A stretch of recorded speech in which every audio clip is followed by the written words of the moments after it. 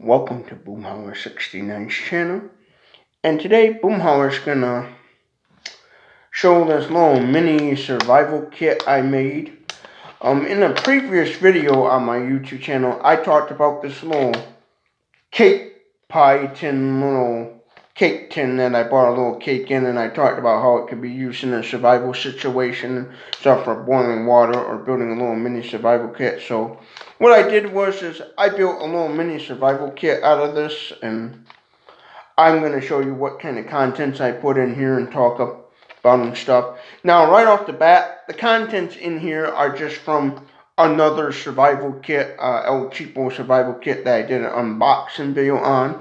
And I'll put links to that video in the description as well, and as well as the previous video I did about this little tin foil container as well. And so the contents in here are not good quality contents. I just put them in here for demonstration purposes to kind of show people that you can turn this into a mini survival kit. So if I was going to use this in a real survival situation, these contents I would definitely add better quality to and stuff, but just for video demonstration purposes, this stuff will be fine. And I'll talk about why I added the stuff in here and what it would be useful for. So let's open this right up here. Obviously, even though this plastic lid is handy for to keep this contents in here, so if you drop it and you have these little flaps folded down, you can still have your contents stay inside here without completely going all over the place, and then you're trying to fumble through the grass and stuff to try to put your contents back. So that's why this lid would be handy, is to keep your contents from falling out. But this little mini survival kit would be perfect for hiking in the woods and stuff, going hiking with friends, and maybe say, or you're lost and you have your main pack set up at base camp and you just want a little mini kit to maybe do a little kind of check the area and stuff, and maybe try to find people and stuff. Now, first off, what we have here is a little, this has a little knife on it, one of those little cordage wristbands, one of those bracelets. Here, I'll show you one of those little bracelets. This I just threw in here, but normally what you would do is you would wear this on your wrist like this. It has a compass and some cordage. The main reason why I added this was for the cordage, and it also has a little kind of knife cutter with some serrated kind of blades on it. I don't know if you'll be able to see that too good. Well, a little kind of cutting knife there. Main reason why I added this is for the cordage. What I would do is I would use this for the cordage, to build shelter, because cordage you can make what they call ridge line, or I just sometimes call it, to make it easier so people know what I'm talking about, a clothesline, where you tie a piece of string in between two trees to make you a way to hang up your tarp and stuff. So you could use this cordage here. This is just some basic cordage. I don't think it's actual 550 paracord. I think it's just some other kind of wannabe paracord type cordage. But this would be good for, tying down your tarp, or again, making a ridge line or clothesline to hang your tarp up and stuff to build your shelter. That's why I put this in here, the main reason why. This also has a little whistle too. And it also has a compass that actually works, where you can, a little button compass. That was the second reason, is also the little compass and the whistle. So you could use the whistle to call for help or whatever. If you're lost out in the wilderness and you're hoping somebody to find you, you can blow on the whistle. But again, the main reason why I put this in here was for the cordage, to build shelter with a tarp and stuff to get out of rain. What I would suggest in a survival situation, I think this cordage would be alright, but I'd also put some better quality cordage in the kit. Maybe swap this out for a bracelet that actually has good cordage in it and stuff. This is just a cheaper quality one. And something I would definitely invest in getting something way better is this compass right here, but a big compass to find your way around and stuff, because this compass I don't think is accurate enough where I wouldn't necessarily, I'd be afraid of not trusting it. Well, I think it is working somewhat, but I would definitely get a different compass, but I would totally have a compass so I can find my way around to find out which way is north, which way is south, east, west, and stuff. And this also has some cordage around it, so you can hang this around your neck, to try to find where you're at and stuff, and look around and everything and stuff. So I would definitely have a compass so I can know if I'm heading east, south, or west, if I was lost and I'm trying to find a road or something, or maybe I have a map and the map says, hey, this road is northeast, 200 yards northeast or whatever, I'd have that compass to be able to find my way.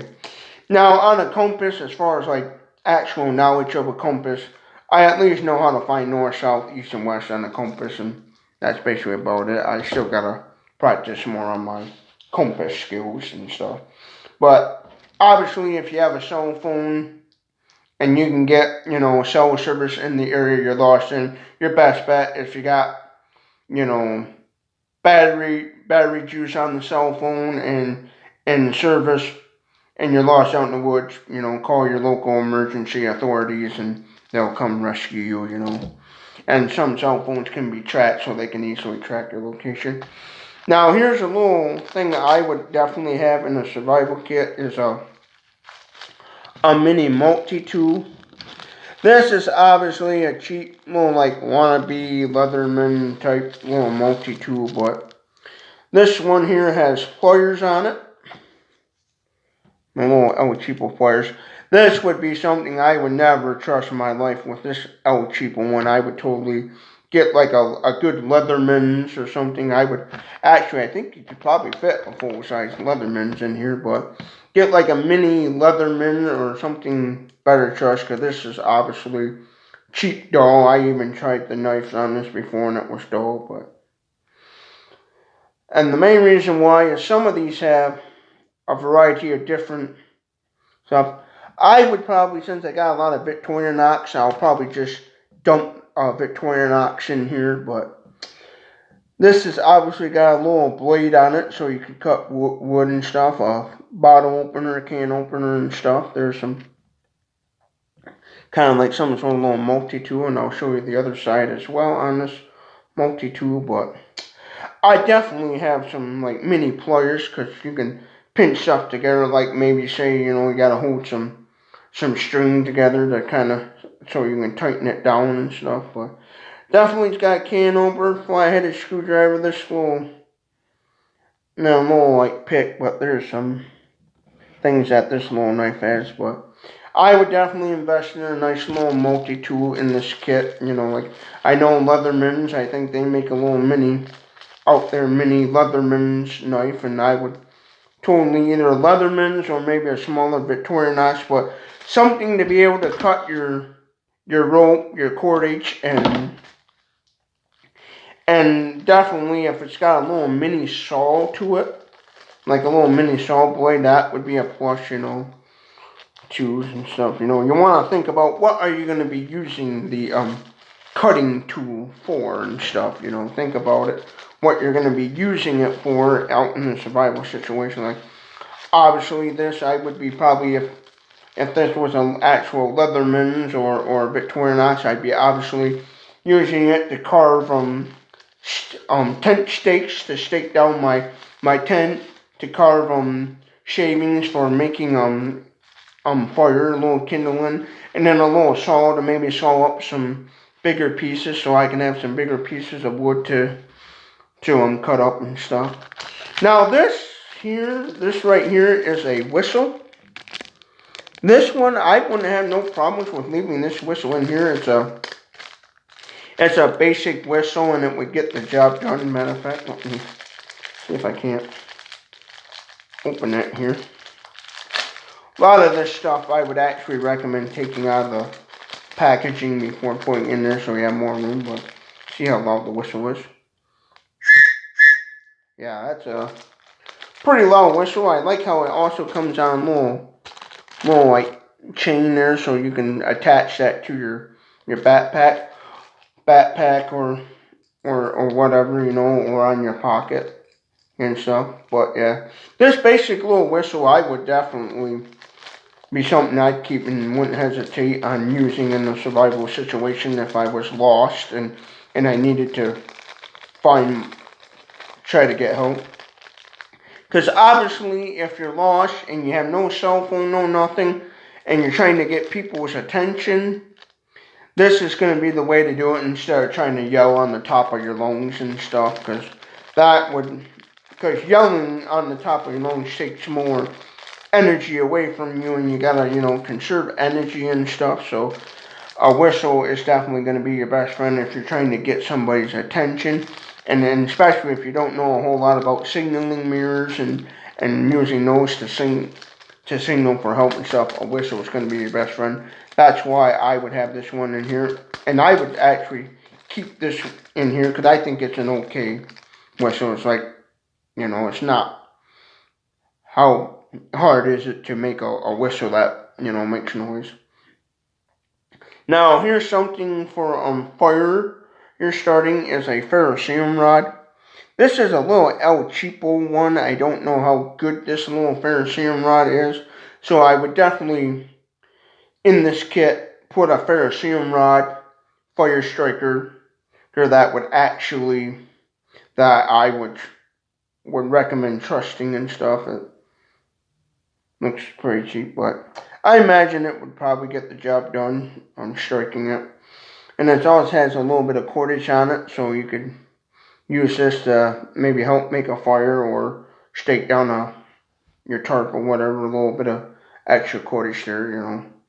That can come in handy in multiple ways, but yeah. This is right now the only fire tool in here.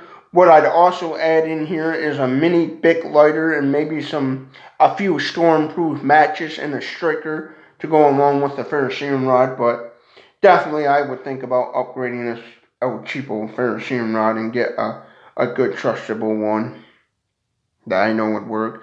I'd probably leave this one in here too along with a good quality fire striker ferrocerium rod just to goof around with it in a camping situation, and I might use that in a later video just to see if it even does anything. But yeah, I would definitely that along with maybe some stormproof matches, a few of those, and a Bic lighter.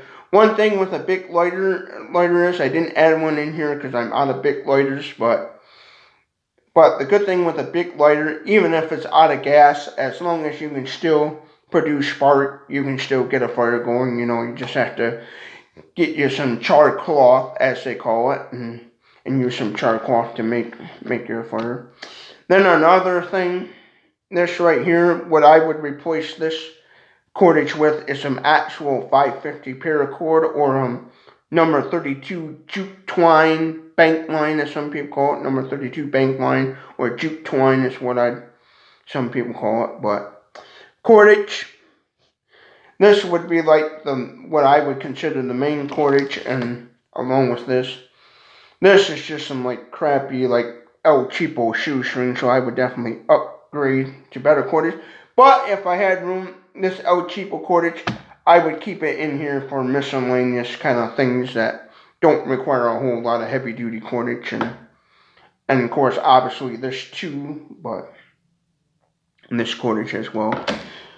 But this would be perfect for tying in between two trees, making a ridge line or clothesline, making you some different types of hitches to help adjust your tarp for shelter, whatever the case it may be. If you're gonna make your A-frame lean-to lean-to or A-frame or whatever, or if you're gonna go all out and build a whole log cabin and use your tarp as a roof, you know, this could be handy to tie into the grommets and tie it on the tree or your wood frame if you're building a log cabin or whatever, and using the tarp as your rough and you have no way to really anchor down the tarp and cordage just your own way, this is going to be your best friend. You want to have at least some sort of cordage. You can even use this cordage in fishing to try to catch fish and stuff, put a hook and some bait on her somehow and stuff. So that would definitely come in handy. Handy as well for trapping animal and stuff if you need to eat and stuff. And also, and maybe you want to hang up your stuff in a tree and you don't want animals getting to your pack or whatever. Cordage out in a survival situation is going to be handy no matter what. There's multiple things it would be useful for. Main thing I would use personally cordage for is building my shelter to help put my tarp up to make a lean-to and stuff. Because what I would do is I would build a lean-to, as they call it, configuration, and then that way I can have a fire in front of me and have it set up where the fire would blow the heat onto me to keep warm and stuff in a cold climate. Because I obviously live in Michigan. We have winter, all 4 seasons, and this time of season it's getting cold where you want to build a fire to stay warm. So yeah, definitely a must-have. And again, this El Cheapo cordage right here, I would totally swap it out for something different. I would at least make sure I had at least like maybe 50 feet of some good quality cordage that I would trust better. And then also, if I had room, just throw this in here just for hoops and giggles and mess around with, This right here is an emergency rescue blanket. This is what I put in here for the cover, because this would be perfect. You could use this to make your lean-to shelter. You could use this like a normal tarp if you had to, But usually what these emergency blankets, these little, I call them one and done little emergency blankets, what these are good for is they're to wrap around your body. And what happens with these Mylar blankets is you wrap it around your body, and what happens is the heat, your body gives off heat. And what will happen is, this is reflective, where that body heat, when you got this wrapped around you, that body heat is going to bounce onto the blanket. The blanket is then going to bounce it back onto you, keeping you warm. So your body heat is going to be bouncing onto this, back off to this, back onto you kind of thing, where the heat's going to hit this blanket and say, you know what, I'm going to go basically back to where I came from, and the body heat is then going to keep you warm and stuff. Excuse me. And the good thing about this, if you're using this in a lean-to configuration like I talked about, you could use this cordage and, grab one corner of this and kind of bunch it up, and you could tie it up and make a tarp. And then when you got your fire kind of out in front of you, that heat will then hit on this and then hit onto you and keep you warm too as well. So always keep that in mind. You can use these as a tarp. They even make Mylar 2 tents and stuff. There's a ton of that out there and stuff. You can usually find those as well. Matter of fact, the kit that this came out of actually came with one of those. I don't know where it's at the moment, but you could easily use this to build your shelter, use it like a regular normal tarp. Or you could just wrap it around you like a blanket, keep you warm and keep you insulated and stuff. So that would be definitely a must-have. Now for poops and giggles, a wire saw. Now obviously what I would have instead of this is an actual tool in here that has a regular handsaw, but I would, if I had room, I would keep this little El Cheapo wire saw in here just to maybe try to mess around with it and see if it will actually cut anything. Usually these little wire saws, they're a gimmick tool, and they just break on you and stuff. But what you're supposed to do is with these is you unravel it, and these little rings here, you're supposed to go like this, or usually what they recommend doing is getting your 2 sticks about the same size that will fit through these little rings to give you handles, and then you just saw like this you know, you make a saw motion when you're cutting. You go up, down to cut into the piece of wood to make your shelter or fire, you know.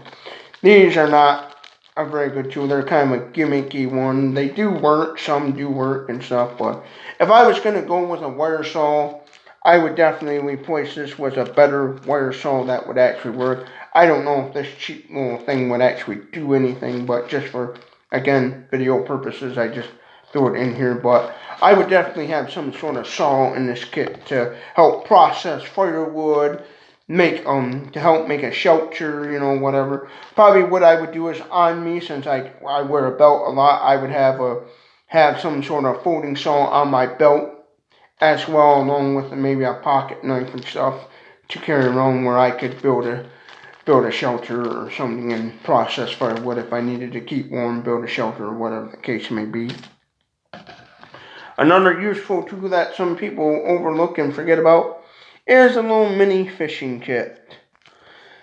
This would be good for trapping fish or maybe other animals as well. If you're out in the wilderness, you're getting kind of hungry and you gotta eat to shut your stomach up, you know. This would be perfect, and it's got some little bit of fishing line. What I'd be doing with this is I would be down by a creek trying to catch a fish and then cook it up to eat the fish and stuff to settle my stomach.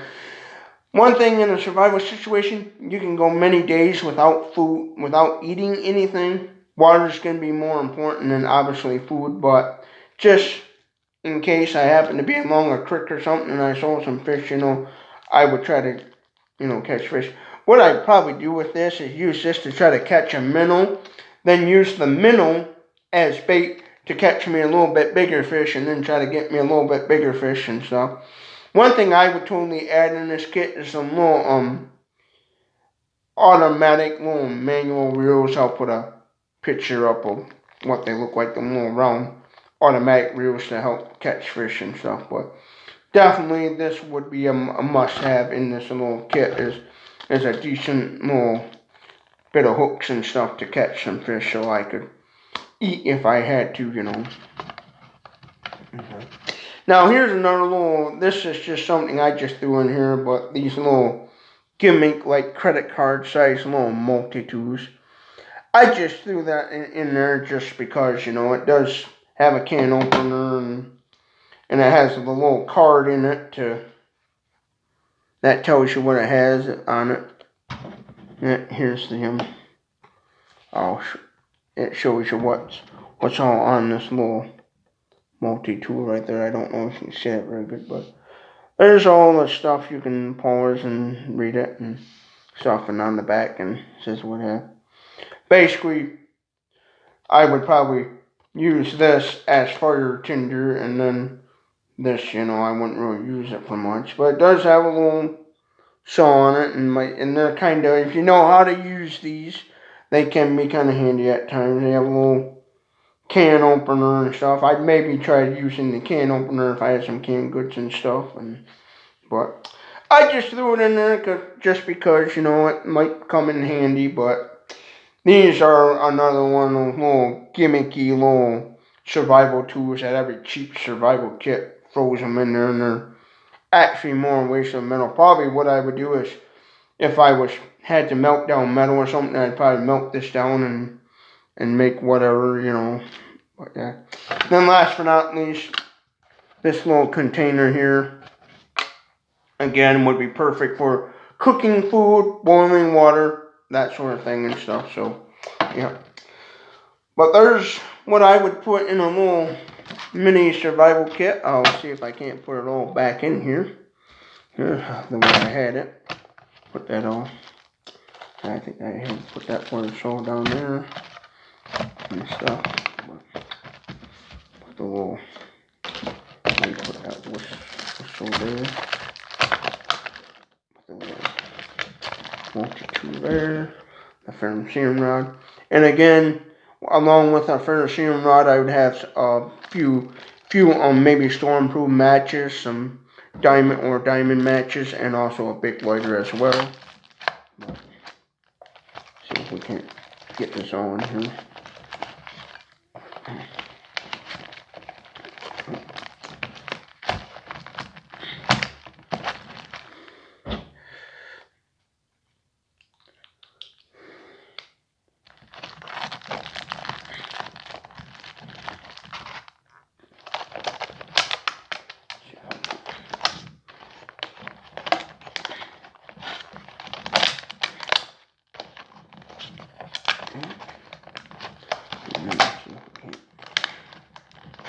this back up.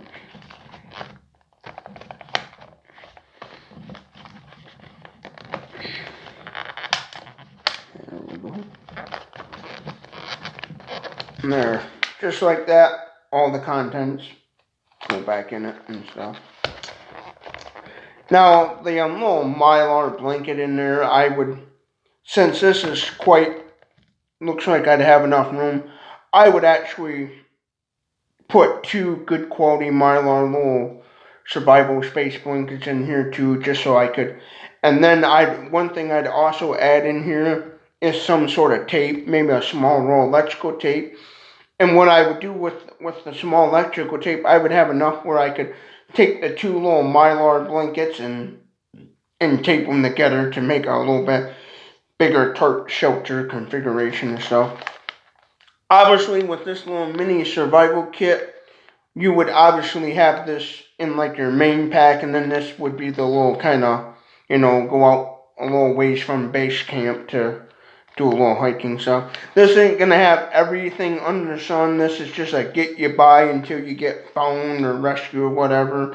And another thing I would add also in here that I didn't is maybe some band-aids, maybe a few little variety, some band-aids, and maybe a few little, kind of like some little things of Neosporin or whatever, I feel a little bit of first aid stuff. But obviously this would be just your minimalist kit. This is not the kit that's gonna make your survival situation in life a luxury. This is just this kit would obviously be meant for just to help you survive and help you stay alive a little bit longer until somebody could find you if you was in a situation where you're lost and you're hoping a search and rescue team would come to find you. That's why there's a whistle and stuff in here, And if you know how to use one, I would even look at even like a signaling mirror and stuff, because you could easily, with a signaling mirror, use it to signal help or reflect it from the sun and maybe help you start a fire that way somehow, have the little shininess from the sunshine on your fire pit to start your fire and stuff. But yeah, but there you have it. There's what I would use, how I would build this into a little mini survival kit, and the kind of stuff I would have. Now, obviously, again, this stuff in here is of the low quality where I wouldn't really trust my life with it, so what I'd recommend doing is I would replace a lot of the contents in here with actual good quality contents that I would more trust. But for video demonstrations, I just wanted to show you people kind of a rough idea of what kind of contents I would put in a little mini survival kit and stuff, just for demonstration purposely. Obviously, again, that kind of stuff I probably wouldn't use. But if you like this sort of video, give it a thumbs up if you like this video, and thumbs down. And don't forget to comment below what you thought about this video. Was it a helpful video? Did you like it, enjoy it, whatever? And don't forget to share this video with everyone you know. If you truly like this video, help me, Boomhauer69, get out there and stuff, and get my channel out there and stuff. Hope you all have a good day, and thank you for watching Boomhauer69's channel.